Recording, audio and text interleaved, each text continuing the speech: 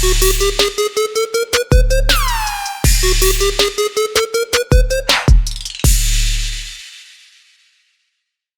we are live. All right, guys. Welcome to the Good Vibez Only Podcast, hosted by yours truly, Brian McKinney. And I have my podcast homies in the building with me tonight. Boy, why you looking so sleepy, man? You good? I am sleepy. I've been up since like 5 this morning. Start this intro over. Nah, I'll mess with you. But I got my girl Portia in the building. And I got my podcast homie Lee Courtney in the building. So, guys, how y'all feeling? We good? Yes, we're good. We good? Everybody over here sleeping, tired and shit. What about you? I'm always tired. Always. I work tired. Fuck tired. But anyway. Why are you shaking your head, man? You good? I'm good. All right, cool, man. So, I guess this question comes with age. The older you get, I guess you require more substance. As a man, you know. As a man, when you're dealing with the opposite sex, you require more substance, not just sex. So the question is, what's most important to you, sex or intimacy? Intimacy, hands down. Because when intimacy is at play, everything else just comes along easily. Intimacy? Yeah, when intimacy is at play, everything else just flows effortlessly. But has it always been like that? No. When did it change for you? After college. For me, I'm just thinking about my own journey. You know what I mean? Right. College, okay. I wasn't looking for anything serious in college. I was about my business. I was about what I was in college for. I wasn't a girl that was looking for a relationship. Right. I was, I had fun and went out, dates. But did it change? Like even though you switched over to more being more intimate with somebody and it wasn't all about sex, you got that intimacy, but did it revert back to just things only being about sex? Was that's the way you felt all the way through after you left college? Mm-hmm. I needed intimacy. So it never was just about sex. Not for me, no. That's what's up. That's a first. I'm messing with you. So, Portia, I'm going to pose the same question to you. What's most important to you, sex or intimacy? Now, since I'm in my 30s, I would say intimacy as well. Intimacy to me is something that you can't get from everybody. I mean, you can have sex with any and everybody, but intimacy, it brings on like a different connection. Mm-hmm. So True. So, when did it start for you? Was you 30s. Always like that? No. In your 30s? In my 30s. I learned how to do a lot of stuff in my 30s. Have you ever been in any long-term relationships? I have. How long? What was the longest one you've been? Probably 8.5 years. It's a long time. Yeah, 2 kids. Okay. Did that start before the relationship or after? The kids? Or the sex? Nah, the kids. No, the kids came afterwards. Yeah, the kids came afterwards. No. Relationship first, then kids. No, not the kids. The point about sex or the intimacy. Because you got some people who are just kind of cold like that. Like, even in a relationship. All they want is sex. Well, they don't require a lot of intimacy. You get what I'm saying? I feel like a lot of people really don't know what it is. Right. After a certain age, you still got people like that. Maybe because they haven't experienced They what haven't intimacy experienced is it, and they don't know the difference. Yeah, and then a lot of people just be out here, like we said, having meaningless sex. Like, you just be hooking up. Right. Hold on one second. Like, you got some people, guys and women, it's just sex to them. I believe with some people, especially the way it's portrayed, like in a lot of music we listen to and on social media, a lot of people have glamorized toxic relationships, toxic sexual situations. Mm-hmm. So if that's something that you glamorize or you feed off of course you're not going to have any intimacy involved with it because you're going to have sex with one person and be on to the next. Mm-hmm. Well, I mean, I think that it's done in your younger years, but I know some men out here and women that are doing it in their 30s and 40s. Yeah, but I don't think social media influence it though. No. I don't think social Not media. in You don't that think the age music group. either? Not that age group. I don't think they're influenced. But you know what? We have had a shift in music. Like it ain't. It's like it's not a lot. Like R&B is like pushed to the back, It is. and then it's all rap. A lot of people say we can't listen to R. Kelly no more, and we know the type of music that R. Kelly made. Yeah. So you have some people out here, they may be having sex to Future and all kind of music like that. That's crazy. But even as kids coming up, we listen to the slow jams on the radio. Right. We put the tape in the top of the cassette and hit record. I listen to late Jodeci night. because I think Jodeci. Jodeci the best group to ever exist.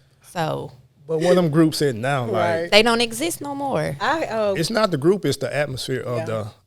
the culture. Yep. I came across on social media Tank. He was in an interview and he said that it's really the industry and what they try to put out for us and for our culture. Like they promote and the rap and the hardcore and all about sex and all about calling the women these different names. They don't promote the love songs anymore. The songs that promote love and happiness and intimacy.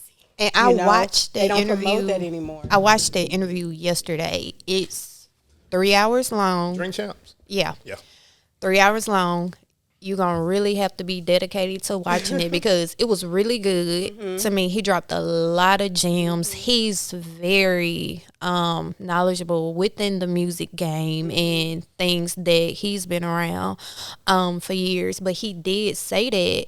I know one thing he said that Courtney brought up. He said he could sing the same love song that Sam Smith could sing. Right. But the way that music is pushed nowadays, Sam Smith, because of his race, he would be pushed to the forefront to get the most streams, while with us, people of color, they just want to promote like the violence and the guns and things like that. Oh yeah. And the twerking. They gonna promote And the that. twerking.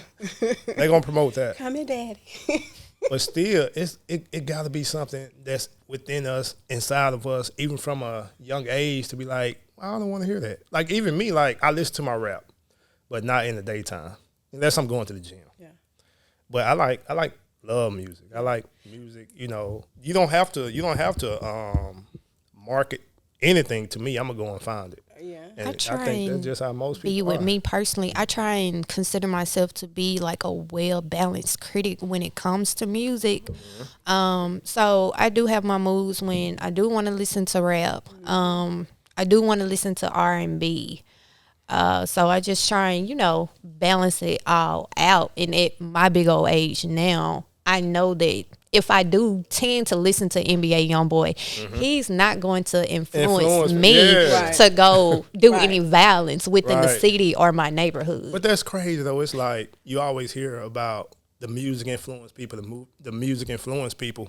But I came up on 8 Ball, MJG. We They did. talking about pimping. We came up on a lot of stuff, Yeah. man. And we wasn't influenced by it. Like, nah, I'm We going knew to it was college. entertainment. Right. Right. We knew it as entertainment. I feel like when they say influence, the new generation have so much that they are exposed to now than we were. And it was like through music and things like that. I think our age group, we can listen to music and hear it as entertainment and hear it for what we want to hear it for. Yeah. I feel like when they say influence, it's this younger generation. They so influenced by everything that they see at their fingertips, and they believe that's life. Yeah. So They do you believe think that's we are different as far as like being influenced as our, kids are, nephews, nieces are? I think it's all the same.